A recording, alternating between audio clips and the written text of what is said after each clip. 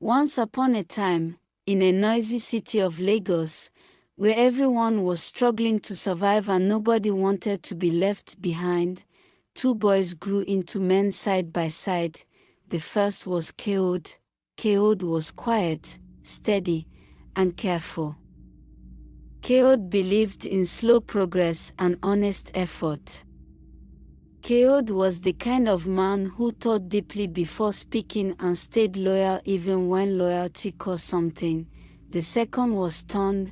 Tunde was bold, loud, and confident. Tunde believed life rewarded speed, not patience.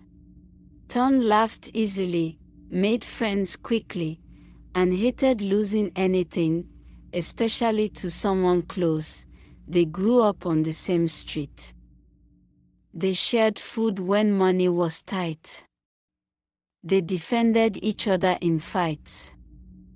They dreamed together during blackouts when the city went silent.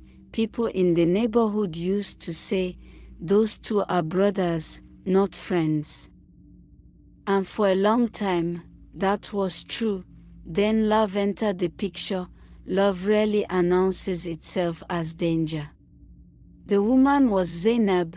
Zainab worked at a small shop near the junction. Zainab was calm, observant, and self-aware. Zainab did not flirt loudly or chase attention. Zainab listened more than she spoke, and that alone made people lean in. Kayode noticed Zainab first.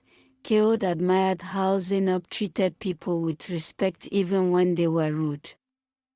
Kayode liked how Zainab spoke carefully, choosing words that did not wound. Kayode approached slowly, gently, like someone who understood that trust must be earned. Tunde noticed later, and when Tunde noticed, Tunde moved fast. Tunde joked loudly around Zainab. Tunde acted confident, almost possessive. Tunde behaved as if interest alone meant ownership. Zainab did not reject either man immediately. Zainab observed, and that observation planted seeds of competition. Both Kayode and Tunde began to believe something dangerous, that love could be won. There came a man called Inspector Salisu. Inspector Salisu had served long enough to know how jealousy grows. Inspector Salisu had seen friendships rot quietly and explode suddenly. Inspector Salisu lived close enough to the area to recognize familiar faces and patterns. At the beginning, Inspector Salisu had no role. No one ever expects the police to be part of a love story. At first, tension was small. Kayode would stop by Zainab's shop, speak softly, and leave quietly. Tunde would arrive loudly, drop jokes, and turn attention toward himself. Zainab tried to be fair. Zainab did not promise anyone anything.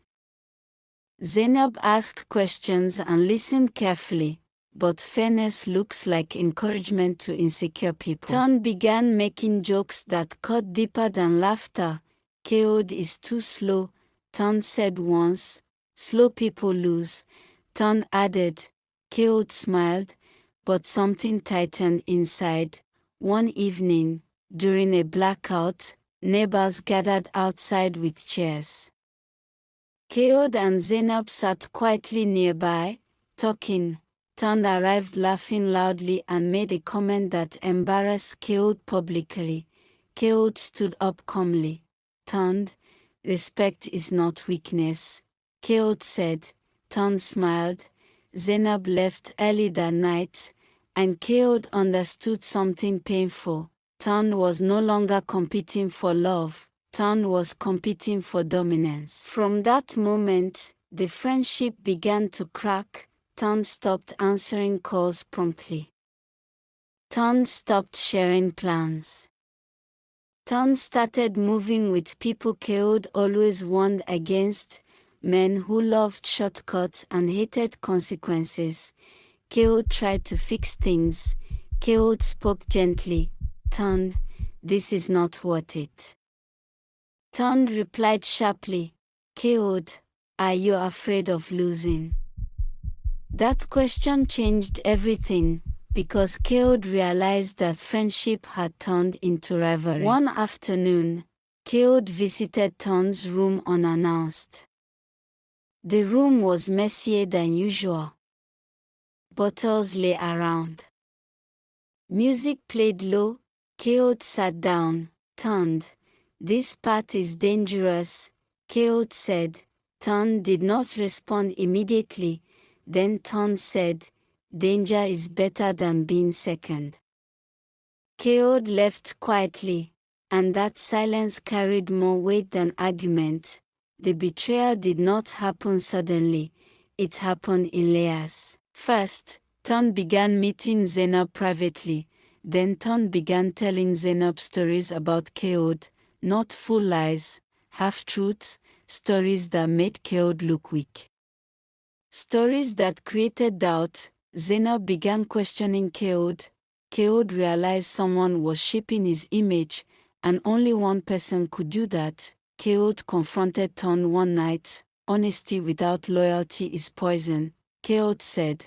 I will not lose, Tunde replied. Kayode felt fear, not of violence, but of transformation. Zainab began withdrawing. Zainab sensed danger. Zainab felt pressure growing between two men who once loved each other. Zainab said, fix the friendship first. But pride does not listen to advice. The night everything broke came with rain. Kayode heard a rumor that Tunde planned to destroy his reputation. Kayode went to confront Tunde. Tunde waited near a poorly lit corner. Zainab was not there. That alone was a warning. If Zainab doesn't choose me, Kayode won't have Zainab either, Tunde said. Kayode understood. This was no longer love. This was control. What happened next was fast and messy, a struggle. Raised voices. Rain pouring harder, a sharp object flashed, then a sound that did not belong. Tunde fell, blood mixed with rain. Kayode knelt beside Tunde, calling his name. No response. Zainab arrived later and screamed. Inspector Salisu arrived. This started with pride. Inspector Salisu said, the investigation was simple and painful. Kayode faced consequences. Zainab faced guilt. The street returned to noise. But some people never moved on. Love is not what kills. Pride kills. Jealousy kills. Silence kills.